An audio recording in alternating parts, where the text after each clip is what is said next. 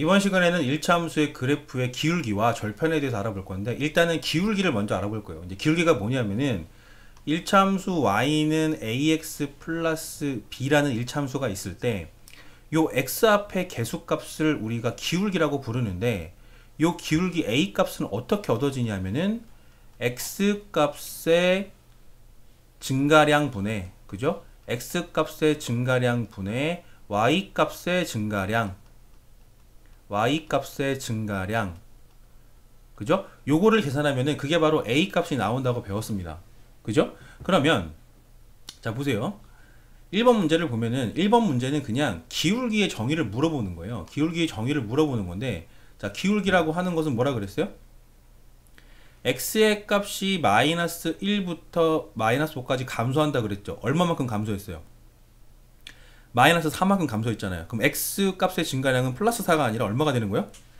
감소했으니까 마이너스 4라고 쓰는 거예요. 됐죠? 그 다음에 y의 값이 마이너스 3만큼 감소했다 그랬어요. 그럼 여기다 뭘 쓰면 돼요? 마이너스 3을 쓰면 되죠.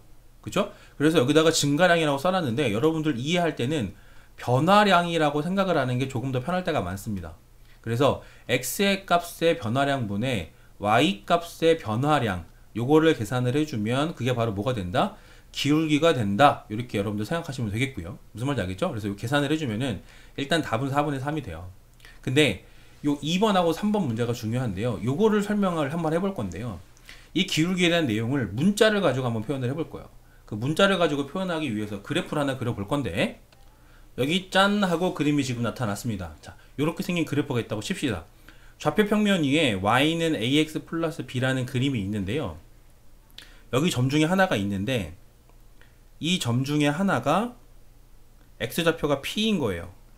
p면은 여기 y좌표를 우리가 뭐라고 표현하면 되냐면, 요 식을 우리가 fx는 ax 플러스 b라고 표현을 했을 때 요 점의 좌표는 fp라고 표현하면 되겠네요. 굉장히 당연한 겁니다. 자, 그 다음에 여기 또 하나의 점이 있는데, 요 점의 좌표를 우리가 q라고 잡으면 요 녀석의 y좌표는 뭐가 되겠어요? 그렇죠. 요 녀석의 y좌표는 fq 이렇게 되겠죠. 그죠?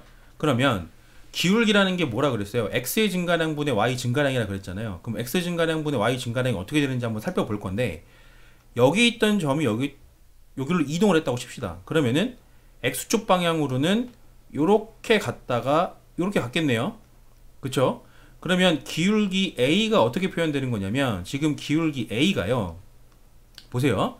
x의 증가량이 얼마냐면 요 점의 x좌표가 q고 y좌표가 p니까 q-p만큼 이동을 한 거예요. 무슨 얘기냐면 지금 요 길이가 얼마라는 거예요? 요 길이가 q-p라는 얘기입니다.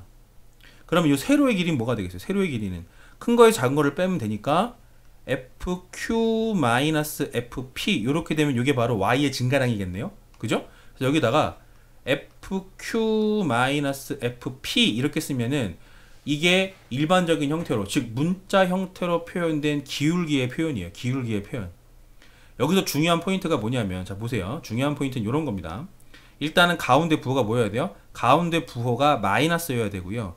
그 다음에 여기 위치가 똑같아야 돼요. 앞에 게 q면은, 분자의 앞에 게 q면은 분모도 앞에 게 q여야 되고요. 그 다음에 뒤에 빼는 게 p면은 여기 분모에도 빼는 게 p여야 돼요.